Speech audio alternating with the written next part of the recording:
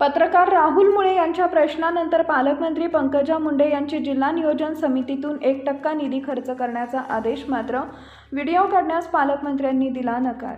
आज दिनांक 26 जानेवारी रोजी सायंकाळी 5 वाजता मिळालेल्या माहितीनुसार जिल्हा नियोजन समितीतून दिव्यांगांसाठी 1% निधी खर्च करण्याचा पालकमंत्री आणि आमदाराला अधिकार आहे। मात्र पालकमंत्री पंकजा मुंडे यांनी जिल्हा नियोजन समितीतून निधी खर्च न केल्यामुळे सकल दिव्यांग सामाजिक संघटनेचे जिल्हाध्यक्ष राहुल मुळे यांनी पालकमंत्री पंकजा मुंडे यांच्याकडे वारंवार निवेदन दिले। मात्र पंकजा मुंडे यांनी दिव्यांगांच्या प्रश्नांकडे दुर्लक्ष केलं होतं।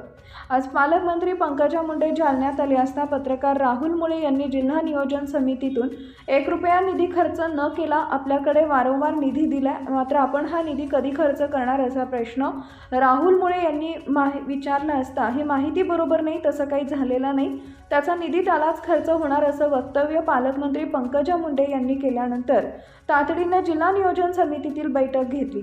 या बैठकीला शिवसेना आमदार अर्जुन खोतकर, भाजपा आमदार बबनराव लोणीकर, भाजप आमदार नारायण कुचे, भाजपा आमदार संतोष दानवे यांची उपस्थिती होती।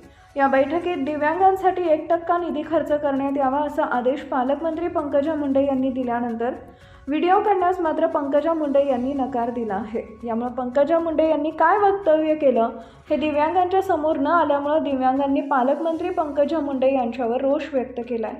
ही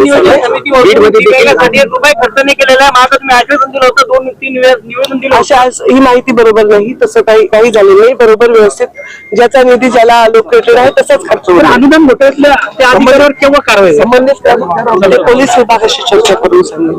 चलो, थँक्यू।